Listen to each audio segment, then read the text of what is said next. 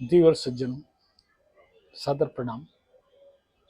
आज मैं श्रेष्ठ मनुष्य का लक्षण बता रहा हूँ कि श्रेष्ठ मनुष्य कैसा होता है। सबसे पहला तो श्रेष्ठता के अभिमान का भाव। उस व्यक्ति में किसी भी प्रकार की श्रेष्ठता का अभिमान नहीं होता, चाहे धन के बारे में है, रूप के बारे में हो या फिर गुण के बारे में। दम्भ आचरण का भाव।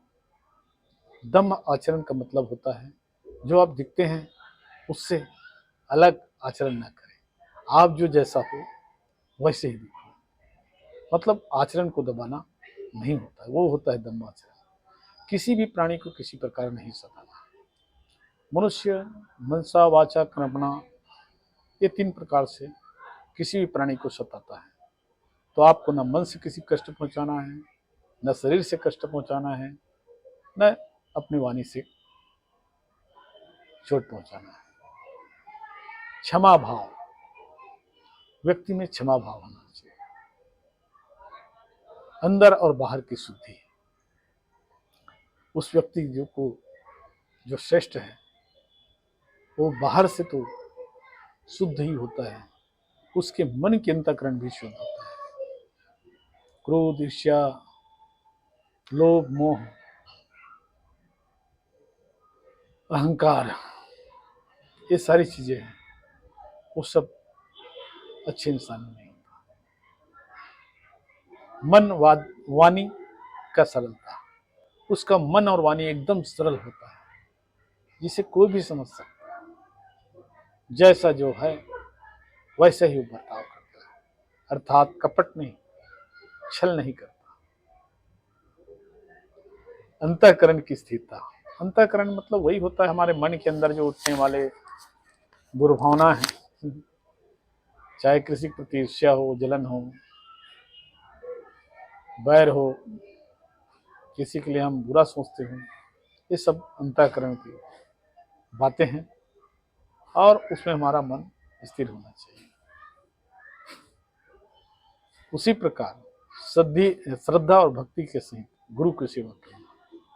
मित्रों, श्रद्धा और भक्ति सहित गुरु का सेवा में यहाँ पे वो तमाम बड़े लोग आ जाते हैं जिनसे हमें ज्ञान मिलता है, चाहे वो माता पिता, गुरु हो, चाहे उम्र में हमसे छोटे ही क्यों ना।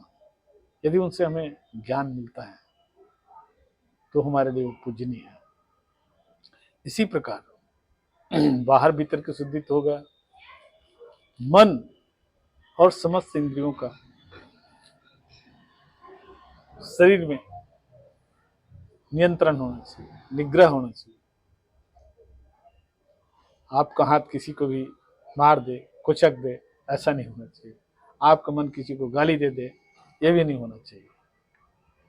तो ये रहा मित्रों अच्छे व्यक्ति का पहचान। इसके बाद आता है इस लोक और परलोक में सुख प्राप्त की भावना का भाव होना चाहिए।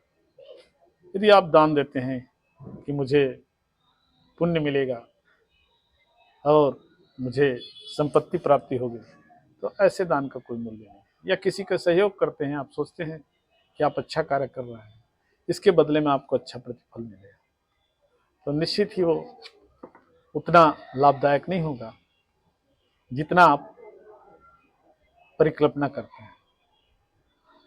तो मित्रों, जन्म, मृत्यु, जरा और रोग। जो आदमी जन्म लेता है वो मरता ही है, और बुढ़ापा आता ही है। जरा मतलब बुढ़ापा होता है, रोग वो भी होता है।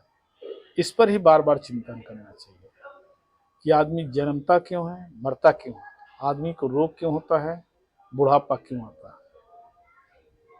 अगर इस बारे में आप चिंतन करते हैं, मंथन करते हैं, ये अच्छे आदमी का निशानी है।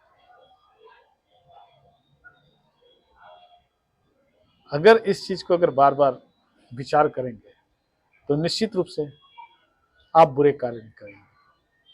पुत्र, स्त्री, घर, धन आदि में आसक्ति का भाव।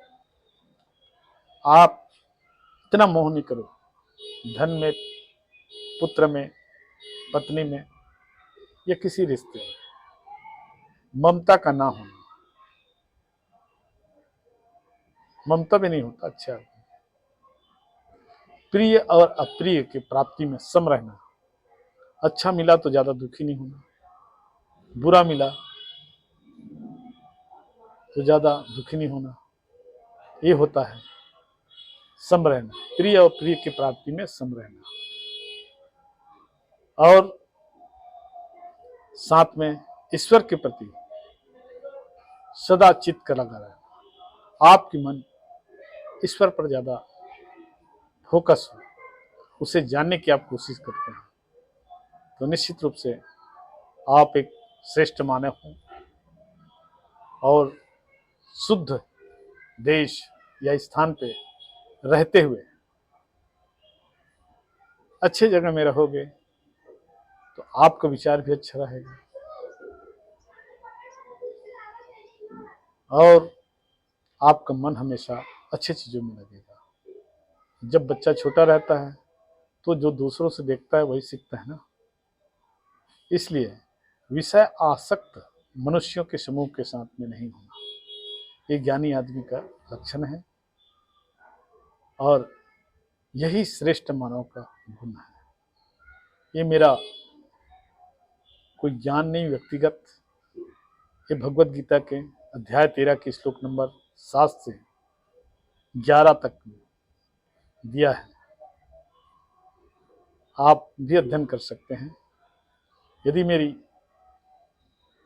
बातें आपको पसंद आया हो तो लाइक कीजिए, मेरे चैनल को सब्सक्राइब कीजिए। नमस्कार मित्रों।